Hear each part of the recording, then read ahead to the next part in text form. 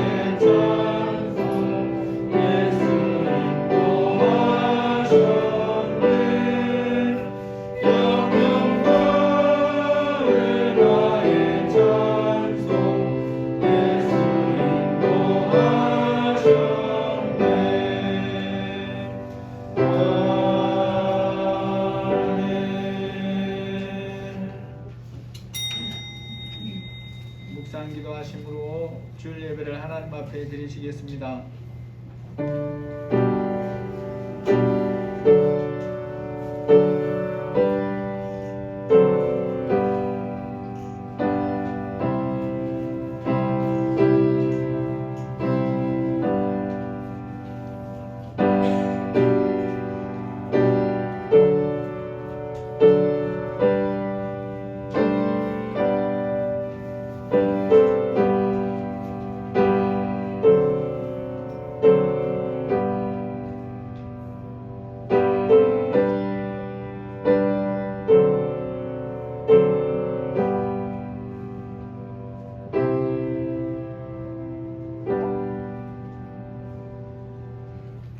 여호와께서 기다리시나니 이는 너희에게 은혜를 베풀려 하심이요 일어나시리니 이는 너희를 긍휼히 여기려 하심이라.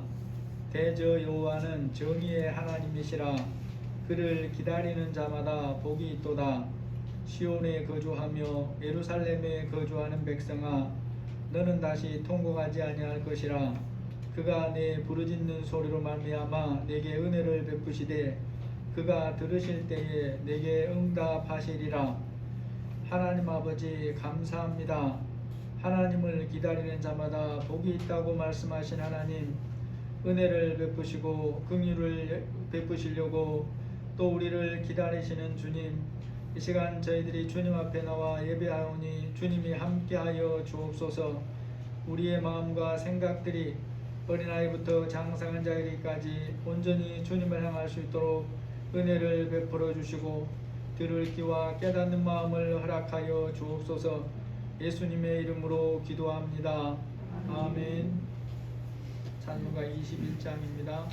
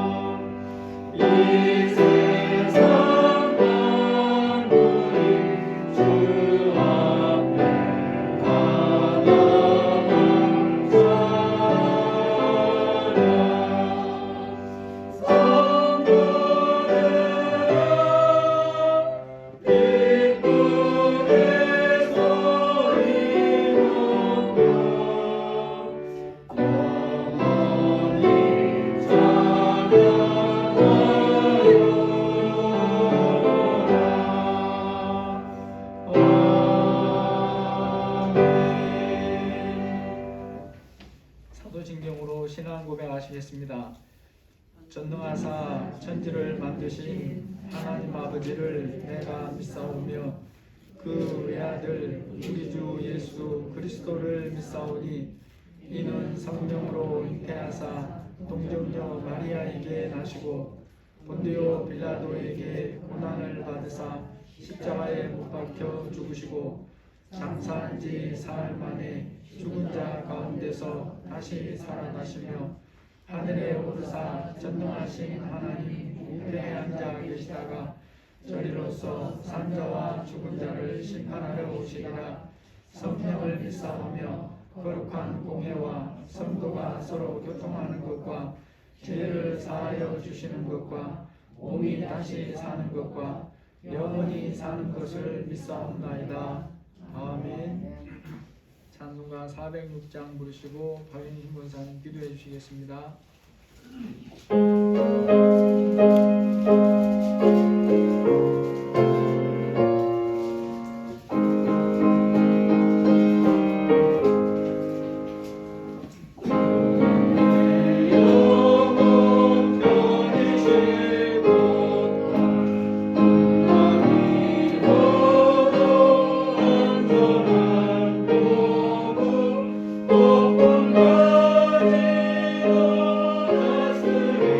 다스리시는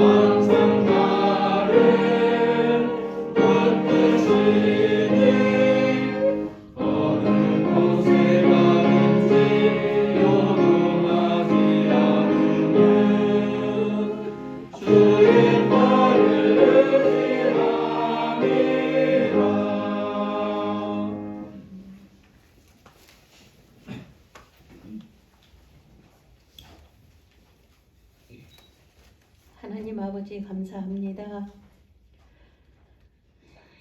여기까지 온 것 나의 힘으로 온 것 같지만 나의 힘으로 온 거는 정말 아버지 하나님 머리카락 하나도 제 마음대로 할 수 없는 그런 것이면서 나의 힘으로 온 것 마냥 교만하게 살았던 것을 용서하여 주시옵기를 원합니다. 하나님 아버지 진심으로 감사합니다. 천지 만물을 창조하시고 운행하셔서 하나님은 이렇게 해와 달이 별이 정말 쉼없이 움직이고 돌아가고 있는데 그 속에 창조된 우리는 하나님이 많은 것을 우리에게 누리라고 주셨는데 잘못된 것을 정말 먼저 앞세우고 나의 욕심을 앞세우다가 아버지 하나님 이 어려운 환경 속에 오니 또 이것을 분별불만하면서 내가 잘못이 아니라 아버지께서 이거 잘못한 걸 왜 만들었냐고 이렇게 하는 불평을 하는 것을 들었습니다. 정말 연약하고 불쌍한 저희들을 아버지 하나님 그냥 내버려 두지 마시고 저희들을 불쌍히 여겨 주시기를 간절히 원하고 바랍니다. 아버지 하나님께서 함께하여 주셔서 이렇게 아름다운 교회에서 아버지 하나님이 소중한 분들과 우리가 함께 하나님 앞에 그래도 예배드릴 수 있어서 너무나 감사합니다. 아버지 2000년도가 정말 지나간 지가 얼마 되지 않은 것 같은데 2022년도가 되었고 한 살 한 살 정말 먹기 싫어도 먹어야 되는 나이는 정말 숫자가 자꾸 많아져서 참 그 숫자도 무겁습니다. 하나님 이곳에 계신 귀한 우리 소중한 분들 한 분 한 분들이 너무나 소중합니다.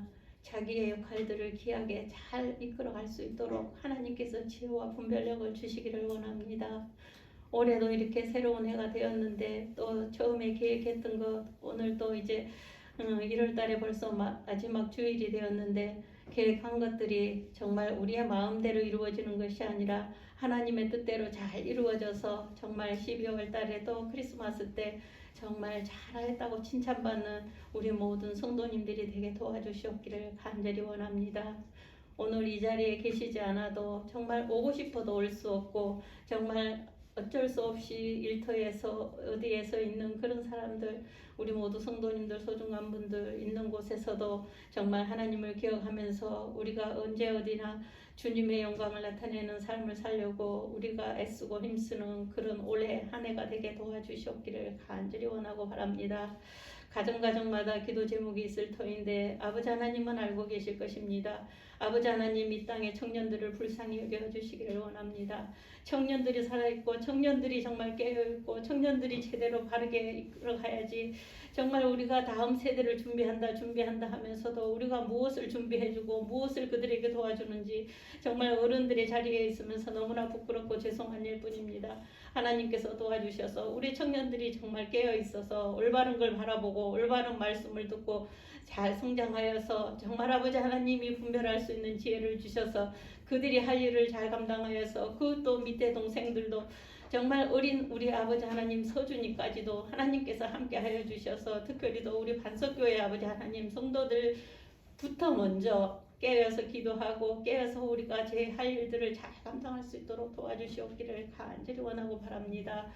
오늘도 아버지 하나님 세우신 박영선 목사님 영육간의 강건함으로 붙들어 주시고 언제나 말씀 준비하시고 연구하실 때 피곤치 않게 하여 주시고 머리끝부터 발끝까지 오장육부가 건강하셔서 하나님 말씀 정말 선포하실 때에 전하시는 분과 우리 듣는 분들이 정말 한마음으로 은혜받는 귀한 시간 되게 하시고 아버지 하나님 내주하시며 동역하시는 사모님과 우리 박성현 목사님 우리 반주자님 우리 교회 모든 장로님들 권사님들 집사님들 성도님들 어린아이까지 함께하여 주시고 정말 하나님이 기뻐 받으시는 우리 예배가 되게 도와주시옵기를 원합니다. 함께 세워가는 교회들과 선교사님 함께하여 주시고 언제나 오가는 소식 기쁜 소식 있게 하여 주시옵기를 간절히 원하오며 또 아버지 하나님 우리나라의 귀한 또 설 명절인데 만나고 싶어도 만나지 못하는 그런 상황 속에 있습니다. 아버지는 다 알고 계십니다. 아버지 하나님 우리가 잘 이겨낼 수 있도록 힘을 주시기를 원합니다.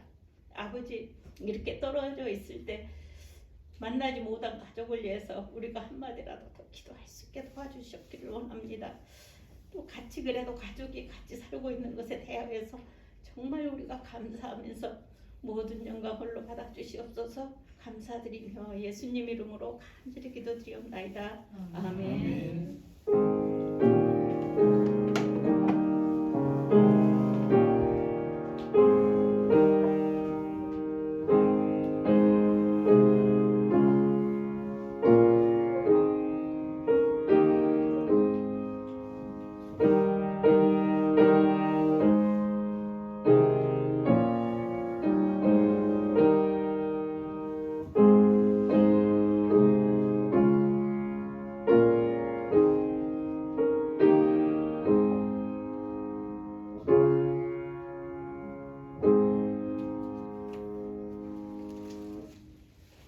하나님 말씀 보시겠습니다. 누가복음 7장 11절에서 17절입니다.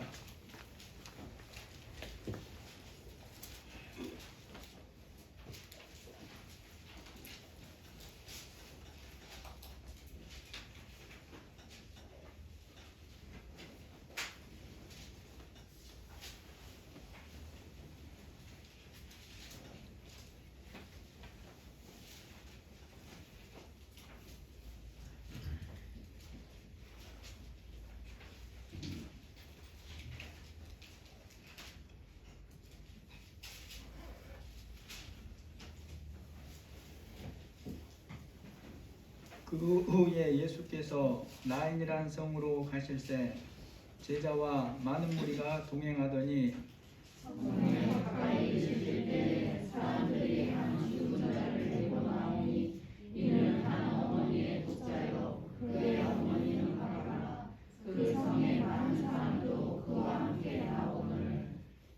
주께서 과부를 보시고 불쌍히 여기사 울지 말라 하시고 가까이 가서 그 방에 손을 대시니 내 자들이 서는지라. 예수께서 이르시되 청년아 내 아내에게 말하노니 일어나라 하시매 죽었던 자가 일어나 앉고 말도 하거늘 예수께서 그를 어머니에게 주시니 모든 사람이 두려워하며 하나님께 영광을 돌려 이르되 그는 선지자가 우리 가운데 일어나셨다 하고 또 하나님께서 자기 백성을 부르셨다 하더라.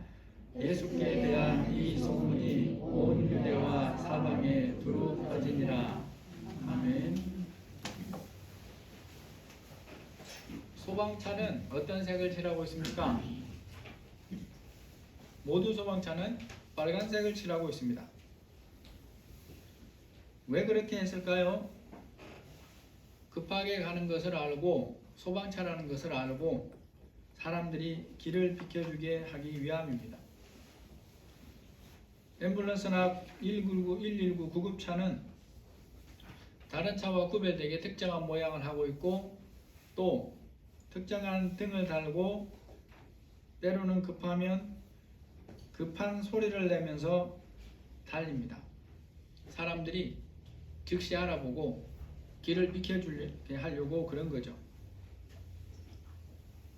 예수님이 이 세상에 계시는 동안 하신 일은 다 이 세상에 오신 것을 드러내고 목적을 이루기 위한 일들입니다.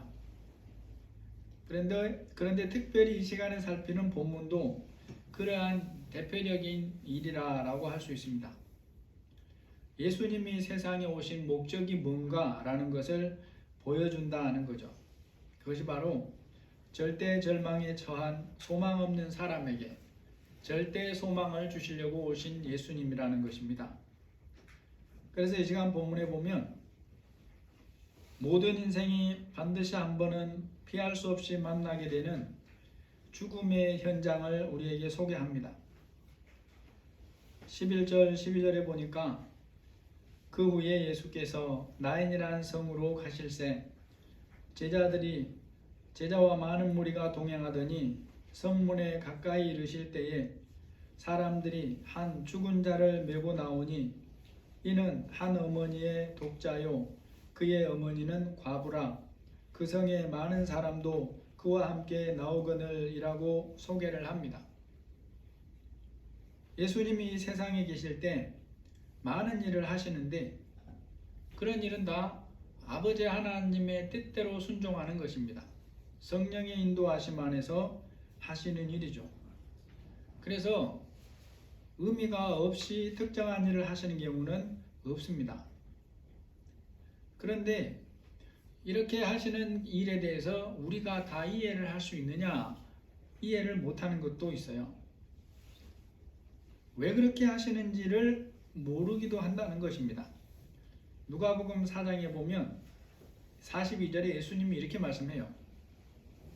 날이 밝음에 예수께서 나오사 한적한 곳에 가시니 무리가 찾다가 만나서 자기들에게서 떠나시지 못하게 만류하려 하매. 이때가 어떤 상황 같습니까?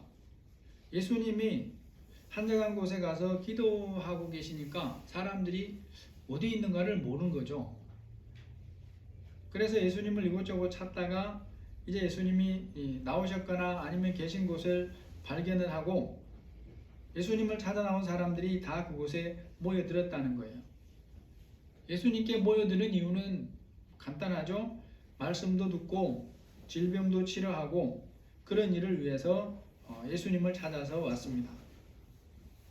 그래서 평소라면 예수님이 그들을 맞이해서 의무는 아니지만 그래도 찾아 나온 사람들에게 말씀을 가르치시고 원하는 자들에게 질병도 고쳐주시고 이런 일을 하셔야 마땅하다라는 거죠. 그런데 누가복음 4장 이 43절 상황은 다릅니다. 그런 상황인데 예수님이 이렇게 말씀해요. 예수께서 이르시되 내가 다른 동네에서도 하나님의 나라 복음을 전하여야 하리니 나는 이 일을 위해 보내심을 받았노라 하시고, 이때 예수님을 찾은 사람들이 그렇게 예수님이 다른 곳으로 옮겨 가셨다고 해서 우리를 거부한다고 떠나거나 그랬다는 소개는 없습니다. 아마 따라가서 그 현장에서 들었을 가능성이 많죠. 중요한 것은 그렇게 많은 무리라고 하는 사람들이 예수님을 향해 나오는데 예수님은 그들에게 복음을 전하시지 않고 다른 곳으로 옮겨 가시더라 라는 거죠. 왜 그렇게 했겠습니까? 그것이 하나님의 뜻이었기 때문에 그렇게 하셨다는 거예요. 요한복음 4장에 나오는 사마리아 우물가로 가셔서 전도하시는 일도 그와 비슷합니다. 그 여인은 사람들의 눈을 피해서 하루 중에 가장 더운 그런 때에 우물가에 물을 길러 나오죠. 예수님이 하루 중에서도 가장 더운 그 시간에 그곳에 가신 이유가 바로 그겁니다. 그곳에 물 길러 나오는 여인을 만나서 전도하기 위해서 가셨다라는 거죠. 예수님이 그때 꼭 그곳에 일부러 찾아가서 그곳에서만 복음을 전해야 되는 게 아닙니다. 사람이 보기에는 수많은 기회들이 많이 있어요. 그런데 일부러 그 더운 시간에 그곳으로 가시는 수고를 기꺼이 합니다. 왜 그랬을까요? 사람은 이해하지 못하지만 하나님의 인도하심에 성령의 이끌림을 따라 순종하려고 그렇게 하셨다라는 거죠. 본문의 일도 예수님이 오직 하나님의 뜻을 따라 하시는 일입니다. 예수님이 어느 날 제자들과 함께 일부러 나인이라는 성으로 찾아가셨다는 거예요. 그렇게 찾아가셨을 때 어떤 일을 만났습니까? 사람들이 한 죽은 자를 메고 나오니 이는 한 어머니의 독자요 그의 어머니는 과부라 그 성에 많은 사람도 그와 함께 나오거늘 이라고 하는 상황을 만나게 됐다는 것입니다. 여러분, 사람에게 죽음은 어떤 의미로 다가올까요? 살아서는 이것을 본인이 경험할 수가 거의 없습니다. 가끔씩 깨어났다는 사람들이 있기는 있는데 평범한 사람들이 그런 일을 경험하는 경우는 별로 없어요. 그래서 우리는 간접으로 경험할 수밖에 없습니다.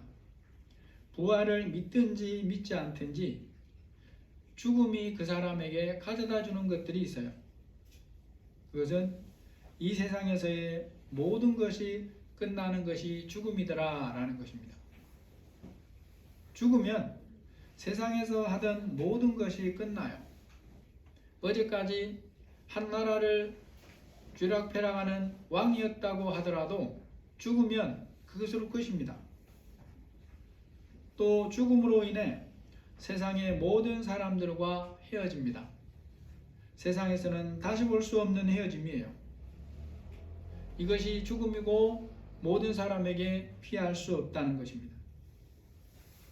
이날 예수님께서 그러한 죽음이 있는 현장을 일부러 찾아가셨다라는 거죠. 예수님이 이날 찾아가신 이 죽음의 현장은 다른 많은 죽음에 비하면 더 가슴 아픈 사연을 가지고 있다고 우리에게 소개하고 있습니다. 더 슬픈 죽음이다 라고 말하고 있어요. 한 죽은 자를 메고 나오니 이는 한 어머니의 독자요 그의 어머니는 과부라 이렇게 소개를 합니다. 죽은 사람은 독자인데 뒷면에 계속 보면 이 사람을 예수님이 청년이라고 말합니다. 성경에서 청년이라면 딱 끊어서 얘기하는 것은 없지만 기본적으로는 20대부터 말을 합니다. 그리고 많아야 30대 정도를 그 당시 일반 상식에서 청년이라 라고 얘기를 합니다. 또 죽은 사람, 청년의 어머니는 과부다 라고 얘기합니다. 배우자가 없다는 소리예요. 뿐만 아니라 죽은 청년이 독자라고 하니까 다른 자녀들도 없다는 소리입니다. 당시 결혼 연령을 정확하게 알지는 못하지만 지금보다는 빨랐습니다. 그래서 20살 전후라고 보면 이 과부는 40살 중후반이나 50대 초반 정도라고 짐작할 수 있어요. 그러한 정도의 나이인데 과부이고 자식은 없기에 혼자입니다. 독자인 아들이 죽어버림으로 혼자 남겨진 여인이에요. 여러분, 당시 사회에서 이 여자가 어느 정도 부유했는가는 말하지 않지만 성경에 보면 예수님이 물리적으로 부자를 찾아가신 적은 없다는 것을 감안하면 부자라고도 볼 수 없습니다.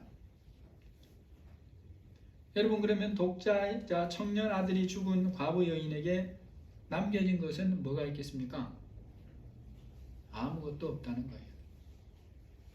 유일한 소망이던 독자 아들이 죽은 것입니다.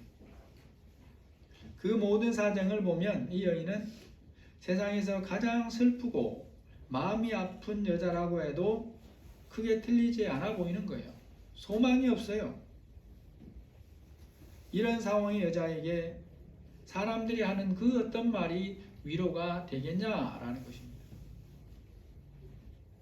그렇게 유일한 소망이던 아들이 죽어서 이제 무덤에 장사하러 가는 길인데 예수님이 이 여자를 찾아가시는 거예요. 일부러 찾아가시는 것입니다. 예수님이 이 여자를 찾아가서 뭐 하려고 찾아갔습니까? 그녀에게 소망을 주시려고 찾아가셨다라는 것입니다. 불쌍한 과부의 모든 사정을 아시는 예수님이 가셔서 하신 일이 13절 이하입니다. 주께서 과부를 보시고 불쌍히 여기사 울지 말라 하시고 가까이 가서 그 관에 손을 대시니 맨 자들이 서는지라. 예수께서 이르시되 청년아 내가 네게 말하노니 일어나라 하시매 죽었던 자가 일어나 앉고 말도 하거늘 예수께서 그를 어머니에게 주시니.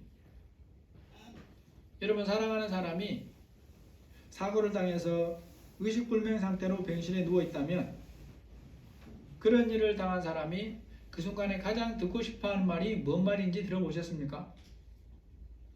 그것이 바로 발가락이 움직인다 라고 하는 말이라고 하는 것입니다. 깨어날 것에 대한 간절한 소망을 가지고 그것이 조금이라도 징조로 보이기를 간절히 바란다는 거예요. 그런데 이 여인은 어떻습니까? 그런 작은 기대조차도 할 수가 없는 사람인 것이죠. 아들은 죽어서 이미 시체가 돼서 관 속에 들어 있습니다. 지금 땅 속에 묻으려고 가는 중이에요. 그런데 그런 상황에서 상여가 갑자기 멈췄습니다. 여인이 눈물을 닦고 보니까 아마도 소문을 들었다면 그 예수라는 사람 같아 보인다라고 할 수 있어요. 왜냐하면 뒤에 많은 사람들이 따르고 있기 때문에 요즘 소문에 들려오는 그 예수가 저 사람인가 보다.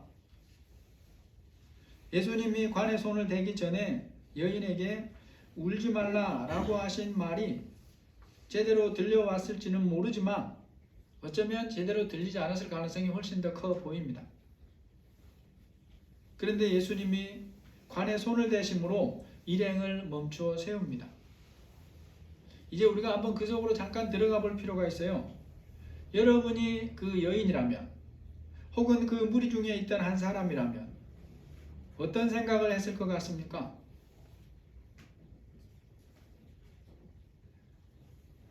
예수님이 청년을 살린 후에 사람들이 보이는 반응을 보면 그들은 예수님이 죽은 자를 살려줄 것이라고는 전혀 기대하지 않았습니다. 이때 사람들이 그분이 예수님이라는 것을 알았고 예수님에 대한 소문을 들었다면 아마도 마리아와 같은 생각을 하지 않았을까라고 생각해 봅니다. 요한복음 11장 32절에 보면 마리아가 예수 계신 곳에 가서 배웠고 그 발 앞에 엎드려 이르되 주께서 여기 계셨더라면 내 오라버니가 죽지 아니하였겠나이다 하더라. 여러분, 이 사람들이라고 해서 별다르겠습니까? 관에 선을 대고 서신 분이 예수님이라는 것을 알았다면 이제 뭘 할 수 있겠냐는 거예요. 죽기 전에 만났다면 고침받을 것이라는 기대라도 있겠지만 죽어버렸는데 무슨 소용이 있냐는 거예요. 사람에게 죽음이란 그와 같은 것입니다. 죽음은 모든 소망을 끝내는 거죠. 그런 상태인데 소문에 들은 예수라는 사람이 오더니 관에 손을 대고 계신 거예요. 그리고 놀라운 일을 행하시는 것입니다. 예수께서 이르시되 청년아 내가 내게 말하노니 일어나라 하시매 죽었던 자가 일어나 앉고 말도 하거늘 예수께서 그를 어머니에게 주시니. 예수님이 너무나 놀라운 일을 행하신 거예요. 죽은 자를 살리신 것입니다. 말씀으로 죽은 자를 살리시니까 그곳에 있던 사람들이 어떤 반응을 하느냐? 16절입니다. 모든 사람이 두려워하며 하나님께 영광을 돌려 이르되 큰 선지자가 우리 가운데 일어나셨다 하고 또 하나님께서 자기 백성을 돌보셨다 하더라. 여러분, 이 시간 이 말씀의 사건이 아들이 죽어 소망이 끊어진 여인에게 찾아오셔서 죽은 자를 살려주시는 예수님을 통해서 그러면 오늘 우리는 무엇을 깊이 깨달아야 될까라는 부분들입니다. 먼저 예수님이 세상에 뭘 하러 오신 분인가를 다시 한번 분명하게 우리가 알아야 됩니다. 그 하나님이, 그 예수님이 다른 사람의 삶이 아니라 나인성의 여인의 삶이 아니라 나의 삶에 찾아오신 분이라는 것을 다시 한번 기억하고 믿음으로 붙들어야 된다는 거죠. 예수님은 절대 절망만 남은 세상에 절대 소망이 되시려고 오셨다는 것을 기억하는 것입니다. 그 예수님이 바로 나의 삶에 소망이 되시려고 오셨다는 것을 나는 어떻게 붙들고 있느냐를 점검해 보기를 원하는 거죠. 사람들이 이 봄 낙엽송 묘목을 심을 때 어디를 보더라도 살아있다는 것을 알 수가 없어요. 눈으로 보아서는 확인이 안 되는 것입니다. 나무를 꺾어보거나 칼로 이렇게 베어보지 않고는 살아있음을 알 수가 없어요. 그래도 살아있으면 기온이 오르면 싹이 납니다. 기온이 오르면 나무가 싹을 낼 수 있는 것은 심을 때 눈으로 보기에는 살아있음을 확인하지 못하지만 살아있기 때문에 그런 거예요. 죽은 나무라면 아무리 날씨가 따뜻하고 물을 주고 영양제를 주어도 싹을 낼 수가 없는 것입니다. 여러분, 소망이 되어 주시고 소망이 되시는, 소망을 주시는 면에서 예수님은 어떤 분이냐는 거예요. 우리는 이 나무 같은 생각을 할 때가 있어요. 살아있기 때문에 뭔가 나에게 다른 사람과 비교해서 계산이 되고 뭔가 좀 나아 보이는 것이 있기 때문에 그 부분을 가지고 하나님이 나를 쓸 거야. 그런 생각들을 합니다. 그래 맞아. 이 정도는 내가 있으니까 하나님이 여기다 좀 더 붙여가지고 이렇게 쓰시겠지. 그럴 수도 있지만 성경을 보니까 하나님은 그런 것과는 상관이 없어요. 소망이 되시는 하나님은 그런 것이 있든지 없든지 상관이 없더라는 거예요. 성경에 예수님이 어떻게 소망을 만드시는가를 우리에게 소개합니다. 오늘 읽은 과부 여인에게도 그렇다는 것을 봤어요. 최소한 40 중반이고 아니면 50 초반인데 남편도 없고 자녀도 없어요. 사람이 보기에 무슨 소망이 있습니까? 예수님은 부자는 찾아가지도 않으셨으니까 이 여자는 부자도 아니에요. 그렇게 소망이라고는 전혀 없는데 예수님이 찾아와서 만나주시고 그의 삶에 개입하시니까 어떤 일이 일어나냐 하는 거죠. 절망이 절대 소망으로 바뀌는 놀라운 일이 일어난다는 거예요. 죽었던 자가 일어나 앉고 말도 하거늘 예수께서 그를 어머니에게 주시니라고 말합니다. 예수님을 만나니까 절대 절망이 절대 소망으로 바뀌어요. 여러분, 이 소망이 바뀌는 과정에서 이 여인이 뭔가 한 것이 있습니까? 아니면 작은 근거라도 있습니까? 아무것도 없잖아요. 그런데 예수님이 그의 삶에 오시고 개입하시고 일하시니까 이 놀라운 일이 일어나고 있더라라는 거죠. 그리스도인은 절대 소망이 되신 예수님, 없으면 있게 만드시는 예수님을 믿고 사는 것입니다. 예수님만이 모든 상황에 모든 사람에게 소망이 되실 수가 있어요. 하나님이신 능력으로 믿는 모두에게 소망이 되어 주신다는 것입니다. 여러분, 그렇다면 저와 여러분이 이 예수님을 어떻게 삶에서 대우해 드리고 살아야 될까라는 거죠. 나의 삶에 이 예수님이 주인이 되셔야 되는 것은 너무나 당연한 일이 아니겠냐는 것입니다. 예수님을 믿기는 하지만 아직 이러한 소망이 없다면 예수님을 아직 잘 모르기 때문에 그래요. 우리는 예수님을 그래서 더 깊이 알아가기를 힘써야 되는 것입니다. 소망 없는 사람에게 오셔서 소망을 만드시고 소망으로 역사하시는 또 한 가지 대표적인 경우가 룻기서에 나오는 나오미라고 하는 여인이에요. 룻기서 1장 3절 이하에 보시면 나오미의 남편 엘리멜렉이 죽고 나오미와 그의 두 아들이 남았으며 말년과 기론 두 사람이 죽고 그 여인은 두 아들과 남편 뒤에 남았으며, 여기에 나오는 나오미라는 여인은 하나님을 섬기는 사람이에요. 아는 사람이에요. 그런데 그들이 사는 동네 베들레헴에 흉년이 드니까 흉년이 싫어서 피하려고 이방 사람들이 사는 모압이라는 곳으로 이민을 갑니다. 남은 재산 다 가지고 남편과 두 아들하고 이민을 가요.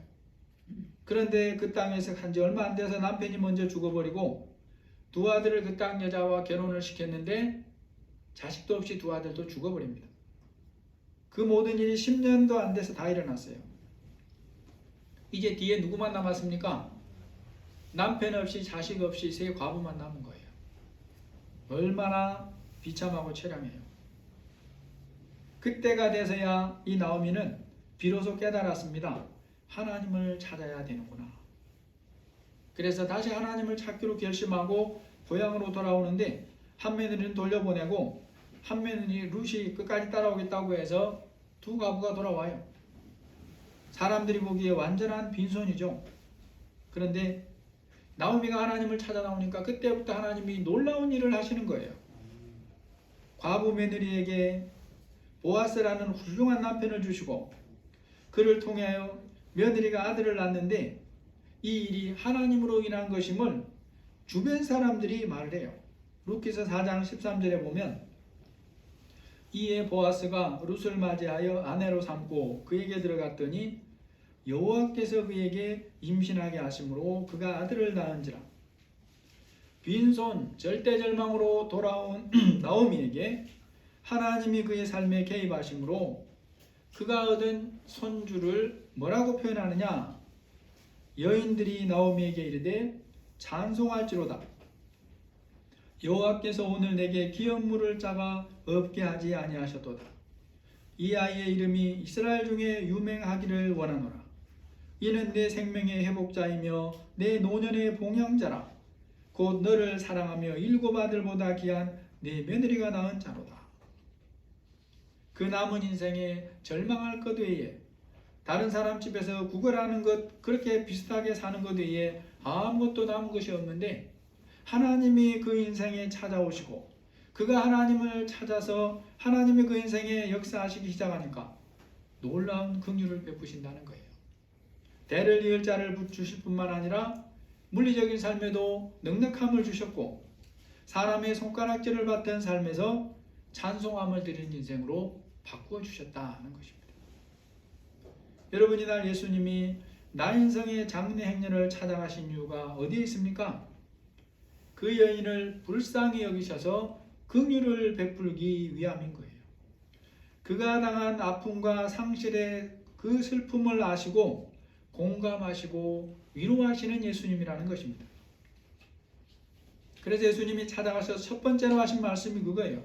주께서 과부를 보시고 불쌍히 여기사 울지 말라 하시고, 여러분, 사람이 그렇게 위로해봐야 아무 의미가 없잖아요. 그런데 예수님은 달라요. 말씀으로만 끝내는 게 아니에요.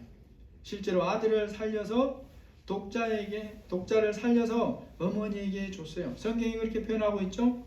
어머니에게 주시니. 여러분, 우리는 이러한 예수님을 보면서 내가 알고 있는 예수님이 어떤 분인지 다시 한번 확인해야 돼요. 예수님은 우리의 형편을 너무나 잘 아시는 분이라는 것입니다. 아시면서 불쌍히 여기시고 긍휼을 베풀기를 원하시는 분이에요. 우리 삶에 찾아오시고 삶의 주인으로 일하시기를 원한다는 것입니다. 여러분, 우리가 어떻게 해서 예수님을 믿게 되었는지 지금 기억 못하는 사람들도 많을 수 있어요.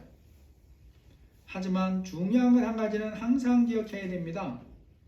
예수님이 복음으로 먼저 나를 찾아와서 만나주셨다고 하는 사실이에요. 그리고 그 예수님이 성령으로 지금도 함께 계십니다. 요한복음 14장 16절 이하에 보시면 내가 아버지께 구하겠으니 그가 또 다른 보혜사를 너희에게 주사 영원토록 너희와 함께 있게 하리니 그는 진리의 영이라 세상은 능히 그를 받지 못하나니 이는 그를 보지도 못하고 알지도 못함이라. 그러나 너희는 그를 아나니 그는 너희와 함께 거하시며 또 너희 속에 계시겠습니다. 고린도전서 6장 19절에 보시면 너희 몸은 너희가 하나님께로부터 받은 바 너희 가운데 계신 성령의 전인 줄을 알지 못하느냐. 너희는 너희 것이 아니여 값으로 산 것이 되었으니 그런즉 너희 몸으로 하나님께 영광을 돌리라. 여러분과 함께 하시는 성령께서 형편을 모르시는 것이 하나도 없습니다. 그 아시는 성령께서 다루어 주시지 못할 만큼의 큰 어려움도 없다는 거죠. 이 성령님이 지금 나의 삶에 어떻게 존중받고 계시는지 우리 자신들이 한번 점검해 보기를 원합니다. 예수님이 말씀하신 수준으로 존중받고 계시는지 점검을 해야 된다는 거예요. 사무엘상 2장 30절 말씀은 항상 하나님 말씀이에요. 나를 존중히 여기는 자를 내가 존중히 여기리라. 여러분, 사람 사이에서도 여러분이 누군가 무시하는 사람에게 그 사람을 존중해 주지 않습니다. 하나님은 더 그러시는 분이에요. 또한 예수님이 이 여인을 찾아가셔서 공감하신다는 것을 기억해야 됩니다. 믿음이 신실한 사람 중에서도 예수님이 우리와 깊이 공감하기를 원하신다는 것을 잘 이해하지 못하는 경우들이 있어요. 불꽃 같은 눈으로 침상길 동안도 놓지 않으시고 살피시는 것을 잘못하는 것을 찾기 위한 것으로 오해하는 것들이 있습니다. 하나님이 우리를 그렇게 세밀하게 살피시는 것은 우리의 잘못을 찾기 위함이 아니라 지키시고 함께 하시기 위함이라는 걸 기억해야 됩니다. 그 짧은 순간도 혼자 두지 않는다는 것을 그러한 비유를 통해서 우리에게 알게 하신다는 거예요. 자기 백성이 당하는 아픔과 슬픔에 깊이 공감하시기 때문에 요한복음 11장 33절 이하에 보시면 예수께서 그가 우는 것과 또 온 유대인들이 우는 것을 보시고 심령에 비통히 여기시고 불쌍히 여기사 이르시되 그를 어디 두었느냐 이르되 주여 와서 보시옵소서 하니 예수께서 눈물을 흘리시더라. 나사로가 무덤에 있을 때 하신 장면이에요. 이때 예수님이 흘린 눈물에는 그들의 믿지 못함을 안타까워하시는 눈물이 들어있겠습니다마는 그와 동시에 그들이 겪고 있는 상실과 슬픔에 깊이 공감하시는 그런 눈물이기도 하다라는 거죠. 이 시간 우리가 말씀을 중심해서 예수님에 대해서 무엇을 더 깊이 알아가고 점검해야 되는가를 좀 살펴봤습니다. 예수님이 이 세상에 무엇을 하러 오셨는가부터 다시 한번 우리는 기억해야 되는 거예요. 죽은 자를 살리시고 구원하셔서 하나님 자녀로 삼으시고 영원한 생명을 선물로 주기 위해 오셨다는 것입니다. 그 일을 하시려고 예수님이 우리에게 알리시려고 나인성의 장례 행렬을 찾아가시고 관 속의 죽은 자를 살려내시고 어머니에게 선물로 돌려주시는 것을 볼 수 있어요. 저나 여러분은 이 예수님을 우리 삶의 믿음으로 초청해 드린 사람들입니다. 그렇다면 우리가 이 예수님을 어떻게 우리 삶에서 맞이해드리고 지금 존중하며 살고 있는지 점검하면서 살아야 되는 거죠. 지금도 우리의 마음과 영혼이 소생함을 얻고 새 힘을 얻으려면 어떻게 해야 되는가를 알아야 되는 것입니다. 이 예수님을 깊이 내가 마음으로 삶으로 영접하고 삶의 주인으로 모시는 것이 바로 그 길이라는 거죠. 우리는 또한 본문 말씀을 통해서 소망의 근원은 언제나 예수님이라는 것을 항상 기억해야 됩니다. 그래서 어떤 어려운 환경을 만나더라도 그것이 끝이 아님을 알아야 돼요. 사람 눈에 보기에는 끝인데 예수님이 개입하시면 끝이 아닌 것입니다. 예수님을 찾기만 하면 그때부터 소망이 시작되는 것입니다. 예수님의 성품에 대해서도 꼭 기억하시기를 원합니다. 우리의 형편을 아시고 공감하시는 하나님이에요. 성령으로 오셔서 공감하시고 불쌍히 여기시는 하나님이라는 것입니다. 우리의 상실함, 아픔도 아시고 기꺼이 함께 하시는 거예요. 불쌍히 여기시고 울지 말라고 말씀으로 위로해 주시고 말씀의 능력으로 우리를 회복해 하시는 이 예수님이라는 것입니다. 우리의 마음과 영혼이 예수님이 성령으로 주시는 새 힘을 얻어야 혼란한 세상에서 어떤 일을 만나든지 믿음으로 담대하게 살아갈 수가 있습니다. 이러한 예수님을 깊이 붙드심으로 청년아 내가 내게 말하노니 일어나라고 하시는 이 생명의 말씀을 날마다 들으면서 영혼의 소생함을 얻고 사는 모두가 되시기를 예수님의 이름으로 축복합니다. 하나님, 우리의 영혼을, 우리의 마음을 가라앉게 하고 힘들게 하는 일들이 세상에 너무 많습니다. 우리는 오직 이 예수님의 말씀, 청년아 내가 내게 말하노니 일어나라고 하는 생명의 말씀을 들어야 우리가 소생함을 얻는다는 것을 고백합니다. 아버지 하나님, 우리 각자에게 날마다 순간마다 이 예수님의 말씀을 영으로 듣게 하여 주셔서 우리의 영혼이, 우리의 마음이 소생함을 얻고 믿음으로 담대하게 살아갈 수 있도록 도와주옵소서. 예수님의 이름으로 기도합니다. 아멘. 찬송가 415장입니다. 십자가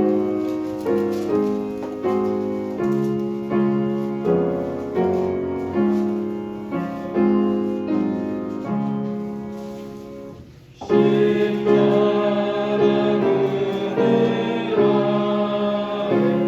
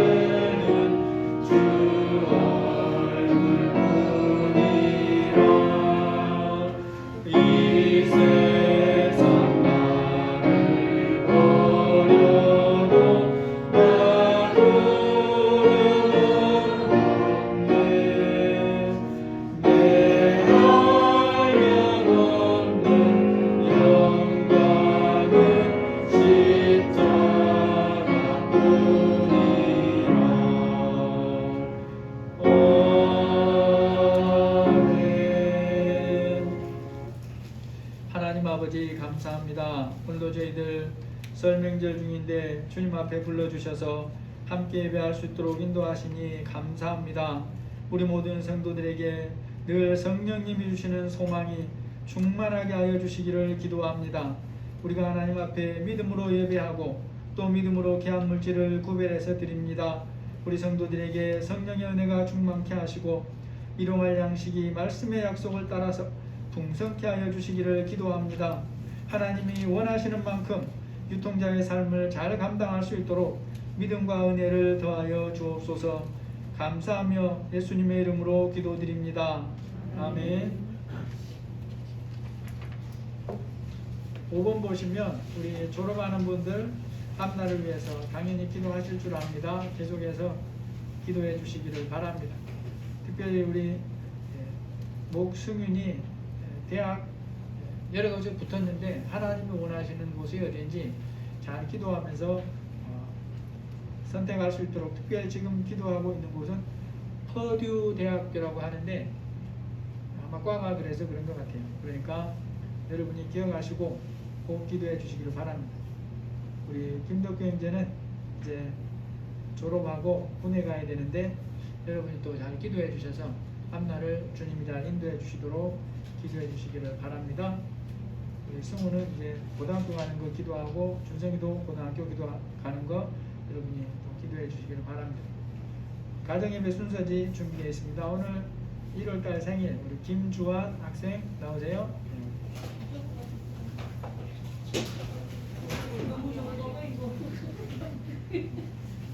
이쪽으로 오세요.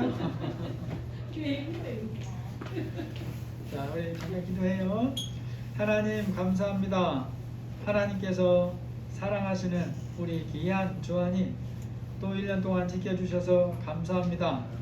이제 하나님 저학년의 시간을 끝내고 4학년이 되는데 주님이 함께하여 주셔서 또 4학년의 공부 잘 감당케 하여 주시고, 하나님이 또 좋은 친구들도 잘 만나고 사귈 수 있도록 인도해 주시고, 선생님과의 관계도 하나님께서 잘 인도해 주시기를 기도합니다. 우리 또 주하님 마음에 담대함과 지혜와 총명과 명철을 부어 주셔서 모든 것들을 능히 감당하고 남음 있도록 함께하여 주옵소서. 예수님의 이름으로 축복하며 기도합니다. 아멘. 축하합니다. 우리 설이신데 잠깐 이렇게 인사했으면 좋겠습니다. 하나님과 함께하는 즐거운 설 되십시오. 하나님과 함께 하시는 즐거운 설 되십시오. 예, 오고 가시는 때 안전하게 잘 다녀오시고, 혹시라도 내가 이상하다 싶으면 약국에 가면 자가 검진 그런 거 팔잖아요. 그거라도 한번 사셔서 점검하시고, 그렇게 해야 될 상황이 성령께서 기분이 조금이라도 그렇게 주시면 그렇게 하십시오. 그것도 점검할 수 있는 방법 중에 하나입니다. 꼭 현장에 다 가서 못 하더라도 그렇게 하셔서 안전한 또 즐거운 설 되시기를 바랍니다. 찬송가 440장입니다.